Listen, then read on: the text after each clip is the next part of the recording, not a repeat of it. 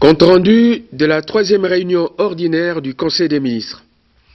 Ce vendredi 27 septembre 2019 s'est tenue à l'immeuble du gouvernement la troisième réunion hebdomadaire du Conseil des ministres sous la présidence de son Excellence Monsieur le Premier ministre, le professeur Sylvestre Ilunga Ilunkamba. 6 points figuraient à l'ordre du jour, à savoir 1. Communication du Premier ministre. 2. Points d'information. 3. Approbation d'un relevé des décisions du Conseil des ministres. 4. Examen et adoption des dossiers. 5. Examen et adoption des textes. 6. Divers. De la communication du Premier ministre. Le Premier ministre a exposé 3 points dans sa communication, à savoir 1. La procédure d'introduction des dossiers et projets des textes dans le processus décisionnel du gouvernement, les états de lieu des ministères, le rappel de l'obligation du dépôt de la déclaration du patrimoine familial des membres du gouvernement. 3. Le rappel de l'obligation du dépôt de la déclaration du patrimoine familial des membres du gouvernement. Des modalités d'introduction des projets de textes. Le Premier ministre a commencé par rappeler l'exigence de la tenue hebdomadaire des réunions du Conseil des ministres.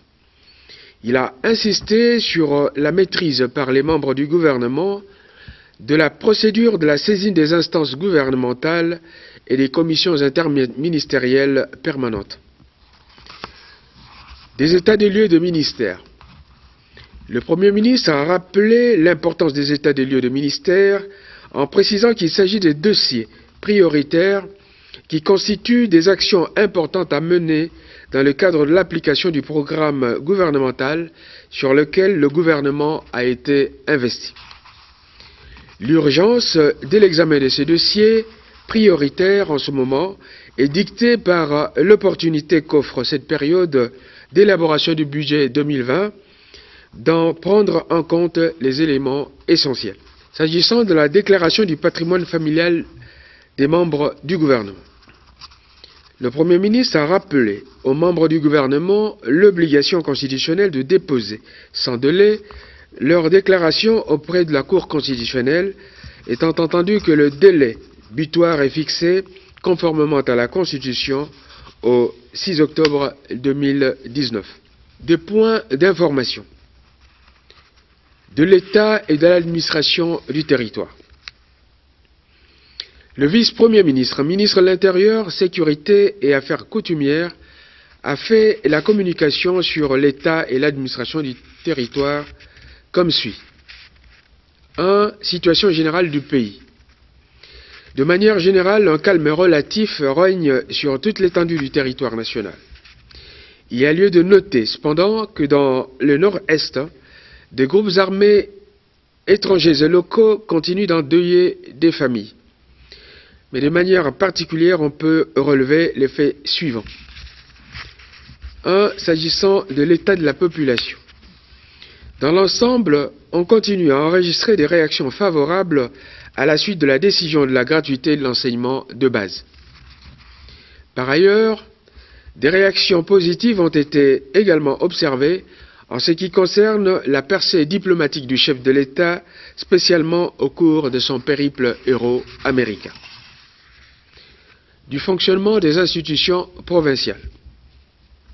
Le vice-premier ministre, ministre de l'Intérieur, Sécurité et Affaires coutumières, a informé le Conseil du rejet par l'Assemblée provinciale du Congo central de la proposition de mise en accusation du gouverneur à l'occasion de l'examen du réquisitoire du procureur général près la Cour de cassation.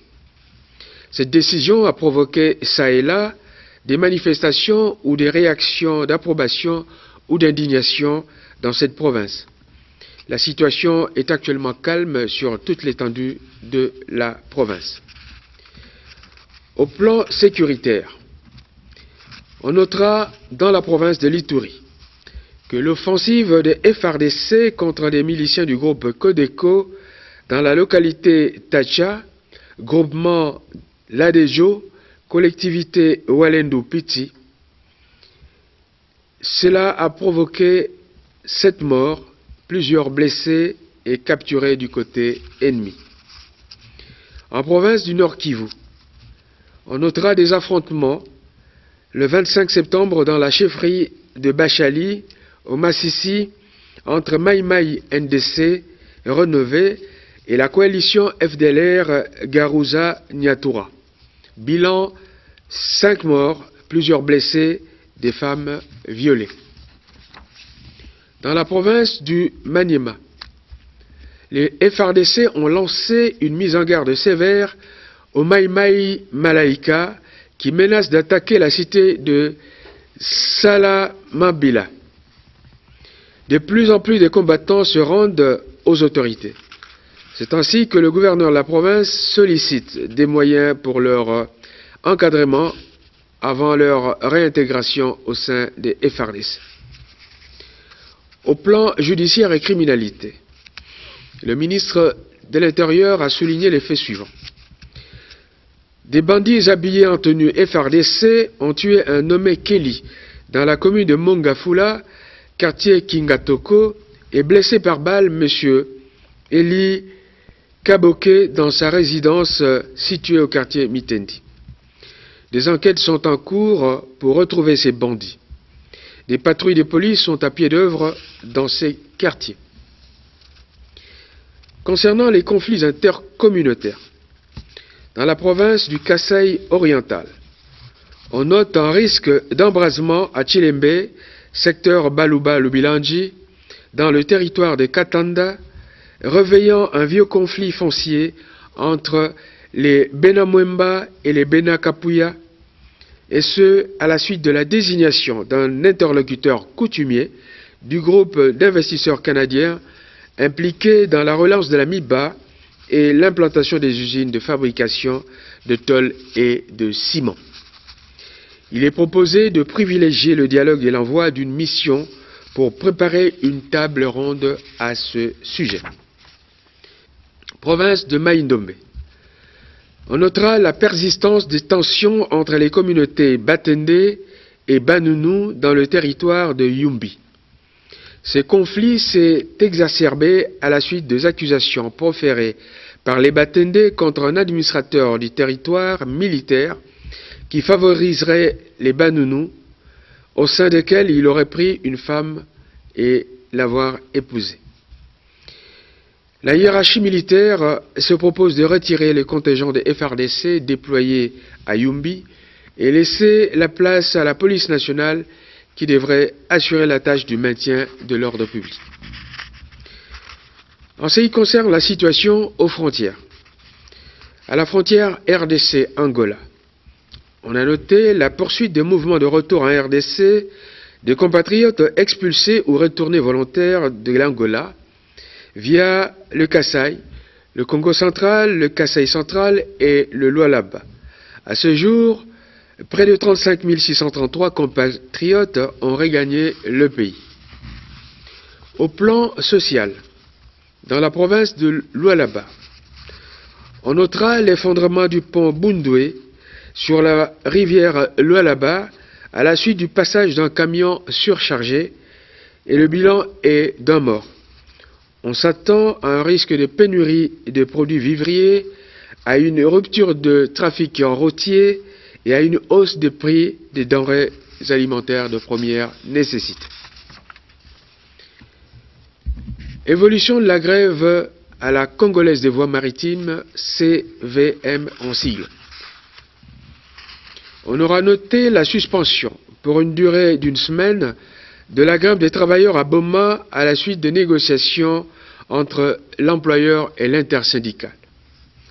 Le Conseil de ministres lance un appel à la responsabilité des travailleurs.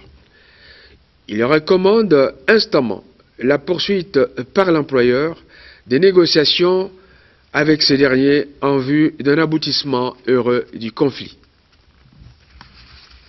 Concernant les calamités naturelles, on aura remarqué 21 morts enregistrés dans la province de Chopo, de même que des dégâts humains et matériels importants à la suite d'une pluie diluvienne survenue le 19 septembre dernier. Dans la province du Kasaï, on a enregistré 2 morts et 1 blessé grave, de même que la destruction des maisons d'habitation à la suite de la pluie diluvienne du 25 septembre dernier. En ce qui concerne les épidémies, on notera que dans la province de l'Ituri, l'épidémie à virus Ebola est de plus en plus contenue, d'après les dernières statistiques en date. L'épidémie de la rougeole s'est déclarée en territoire des Lupatapata, dans le Kasaï oriental, et à Bongandanga, dans la Mongala. Des équipes de santé sont à pied d'œuvre pour apporter secours. On signale également des cas de maladie de choléra dans les territoires de Bukama, dans le Haut-Lomami, et Miabi, dans le Kasaï oriental. Des dispositions sont prises pour secourir des personnes atteintes. Le ministre de la Défense a fait la communication suivante. S'agissant de la situation particulière dans les zones de défense, le ministre de la Défense nationale a attiré l'attention du gouvernement sur la persistance des tensions intercommunautaires dans le secteur des Minembwe au sud Kivu. À Beni, on notera que les grandes zones d'influence des ADF MTM sont sous contrôle dans le triangle de la mort compris entre Erengeti, Mbao et Kamango. Des redditions en cascade sont constatées dans les chefs de Maïmaï, dans les territoires de Lubero, à la suite de la traque menée par les FRDC. La prise en charge des concernés exigera beaucoup de moyens. À Djougou, dans l'Ituri, la détermination des forces armées à traquer la bande à Ngujolo a eu pour effet le retour de la confiance de la population à l'égard des forces armées, concrétisé entre autres par le retour des déplacés de guerre qui se trouvaient en Ouganda. Le ministre de la Défense recommande d'impliquer les notables du coin et les leaders d'opinion dans la démarche d'apaisement. S'agissant du vice-premier ministre, ministre du Budget, le vice-premier ministre, ministre du Budget, a informé les membres du gouvernement que la préparation du budget 2020 se déroulait normalement. Après discussion entre les experts du gouvernement et ceux du Fonds monétaire international, le taux de croissance a été arrêté à 5,4% avec possibilité d'amélioration en prenant en compte des éléments supplémentaires dans l'évolution de la situation d'exploitation minière. Sur la base des indicateurs macroéconomiques retenus, l'objectif du gouvernement pour des recettes de l'équivalent de 7 milliards de dollars américains pour l'exercice 2020 est retenu. Aussi, le projet de budget 2020 est arrêté en équilibre en recettes et en dépenses à hauteur de 11 854 milliards de francs congolais, comparé au budget de l'exercice 2019, chiffré à 10 352 milliards de francs congolais. Il se dégage donc un taux d'accroissement de 14,5%. Des mesures idoines sont envisagées dans toutes les administrations financières pour la mobilisation accrue des recettes leur assignées. Le gouvernement a pris toutes les dispositions pour que le dépôt du projet de loi des finances soit effectué au Parlement dans le délai. Approbation d'un relevé des décisions du Conseil des ministres. S'agissant de l'examen des points relatifs à l'état des lieux de ministère, le Conseil a décidé de renvoyer cette matière à sa prochaine réunion, et ce, en attendant la reproduction et la distribution des dus États à tous les membres du gouvernement. Examen et approbation des dossiers. Dossier relatif à la police judiciaire des parquets. Le vice-premier ministre, ministre de la Justice et garde des Sceaux, a saisi le Conseil des ministres des difficultés relatives au rattachement de la police judiciaire des parquets à la police nationale congolaise, et ce, au regard des dispositions légales contradictoires.